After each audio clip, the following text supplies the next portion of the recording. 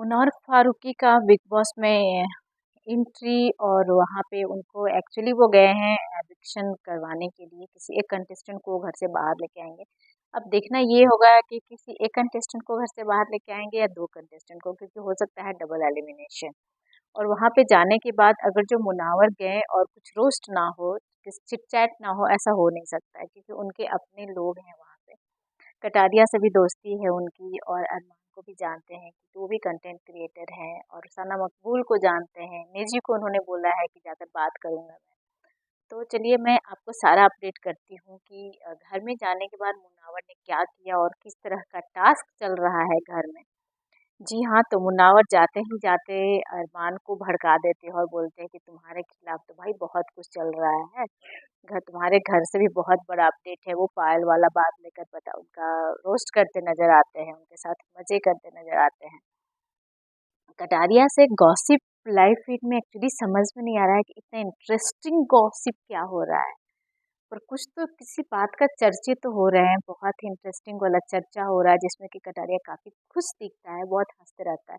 चलो मुझे अच्छा लगा कि विशाल को चले जाने के बाद पहली बार कटारिया इतना खुल के हंस रहा है, और कोई आया जिसकी वजह से वो खुश है। भले उसका मकसद जो भी हो, वो किसी भी चीज के लिए आया हो बंदा मुनावर। और दोनों ही बहुत मस्ती मूड में लगे। एक्चुअली कटारिया का भी नेचर ऐसा ही है कि वो मतलब फन करने में बहुत ज़्यादा बिजी रहता है, और किसी को मतलब मजाक करने में, इसलिए घर में बेचारा बदनाम भी है कि वो बदतमीज है सबसे, उसी अंदाज में बात करता है। मुनावर भी कम नहीं थे, मुनावर को सभी ने देखा है उनके सीजन में कि वो किस तरह से जब हंसते थे तो पागलों के जैसे हंसते थे, और कैसे दूसरे का मजाक उड़ाते थे। और सही बात है कि एक एक करके सबको टनल तक छोड़ के आए और खुद विनर बन गए, और अभी गए हैं फिर से किसी एक एक या दो को टनल से लेकर आने के लिए। तो जी हाँ, तो चलिए मैं आपको बताती हूँ कि घर में हुआ रोस्टिंग टास्क। जी हाँ, एक दूसरे को रोस्ट किया सभी ने, और जहाँ पे मुनावर नजर आते हैं किन्हें, साई केतन को रोस्ट कर किया। मुनावर ने बोला आपने कटारिया को गाली दी, कटारिया ने आपको दी। तो वहां पे साई बोलते हैं उसने जो गाली दिया था वो काफी डार्क था। तो मुनावर बोलते हैं अच्छा, गालियों में भी कैटेगरी है, कैटेगरी है क्या? एक्चुअली मैं एक्चुअली में गलती आपकी नहीं थी। तो साई बोलता है यस आई नो, मेरी गलती नहीं थी। तो वहाँ पे मुन्नावर बोलते हैं गलती कटारिया की थी, उसने आपको आकर सॉरी बोला। तो बहुत अच्छे से रोस्ट कर दिया, क्योंकि सही बात है कि जो गाली का टॉपिक हुआ था वो दोनों तरफ से हुआ था, और पहले गाली शाई ने दिया था और उसका भी मीनिंग उस सेम था जिस जो गाली कटारिया ने उन्हें दिया था।